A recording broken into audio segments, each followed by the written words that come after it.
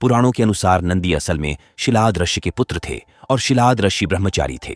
दरअसल हुआ यूं कि ब्रह्मचारी व्रत का पालन करते करते शिलाद ऋषि के मन में एक भय बैठ गया। भय था कि बिना संतान उनकी मृत्यु के बाद उनका वंश समाप्त हो जाएगा। इसलिए उन्होंने अपने वंश को आगे बढ़ाने के लिए एक बच्चा गोद लेने का मन बनाया।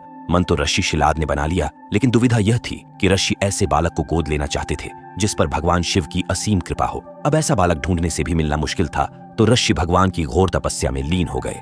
लंबे समय तक तप करने के बाद भी उन्हें इसका कोई भी फल प्राप्त नहीं हुआ। ऐसे में ऋषि शिलाद ने अपनी तपस्या को और भी कठोर कर दिया। काफी समय के कठोर तप के बाद आखिर भगवान शिव प्रसन्न हुए और उन्होंने ऋषि शिलाद को दर्शन दिए।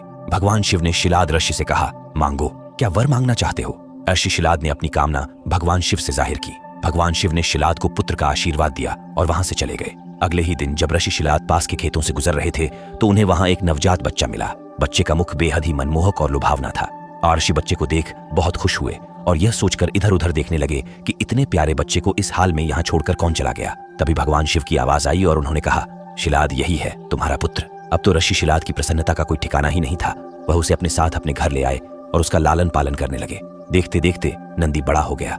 एक दिन ऋषि शिलाद के घर 2 सन्यासी आए। ऋषि शिलाद की आज्ञा से नंदी ने दोनों सन्यासियों का खूब आदर सत्कार किया, उन्हें भोजन कराया। ऋषि शिलाद के घर मिले इस सेवा भाव से दोनों सन्यासी अत्यधिक प्रसन्न हुए। उन्होंने ऋषि शिलाद को दीर्घ आयु का आशीर्वाद दिया, लेकिन नंदी, जिसने उनकी इतनी मन से सेवा की थी, उसके लिए एक शब्द भी नहीं कहा। सन्यासियों द्वारा ऐसा किए जाने पर ऋषि शिलाद को आश्चर्य हुआ।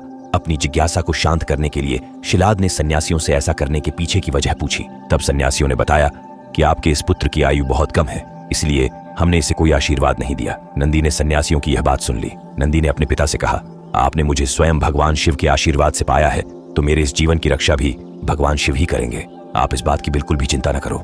इतना कहते हुए नंदी भगवान शिव की आराधना में लग जाता है। अपने पिता की तरह ही नंदी ने भी भगवान शिव को प्रसन्न करने के लिए कठोर तप किया। फलस्वरूप भगवान शिव प्रसन्न हुए और नंदी को बैल का मुख देकर अपना सबसे प्रिय और वाहक बनाया। इस प्रकार नंदी भगवान शिव के सबसे प्रिय वाहन बने और समाज में उन्हें पूजनीय स्थान भी मिला। यही वजह है कि भगवान शिव की आराधना से पूर्व उनके प्रिय नंदी की पूजा की जाती है। ऐसी रोचक जानकारी के लिए हमारे चैनल को लाइक, शेयर और सब्सक्राइब करें।